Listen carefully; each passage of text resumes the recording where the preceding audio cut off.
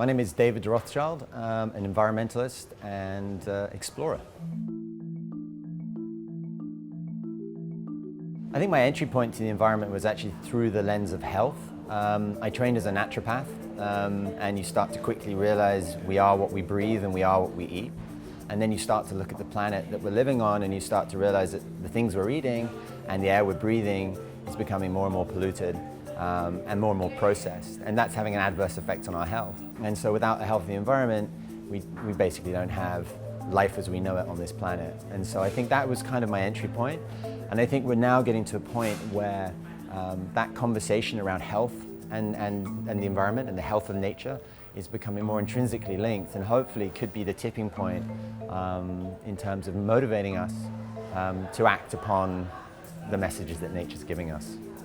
I built the Plastiki vessel with a great team of people. It was a vessel that was built from 12,500 plastic bottles taken from the trash. It was a 60-foot catamaran, and we sailed from San Francisco all the way across the Pacific to Sydney to try and highlight anything is possible and that we can tackle this plastic pollution issue.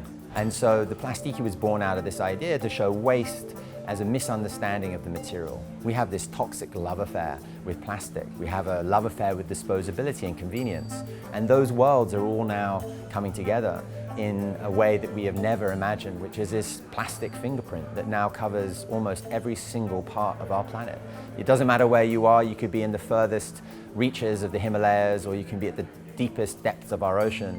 And there is always going to be, unfortunately, a very distinct human signature, which is plastic, because the material obviously lasts forever, and it creates a sort of permanent nod back to our consumerism and our disposability. So the Plastiki was built on an idea of, could we take this material that we misunderstand and design with it in a way that would not only elevate and create a narrative that would inspire people to think about these out of sight, out of mind environments, but would also think about our relationship to how we design with this material that doesn't disappear. How do we dispose of this material that doesn't disappear? How do we reuse this material that could be reused many times over?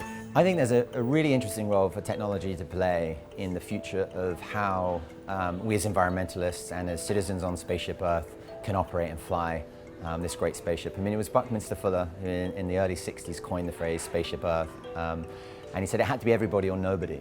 And I think there's a meeting point where technology can come in and help us to see the world like never before, can help us understand the world like never before, and can help us document the world like never before.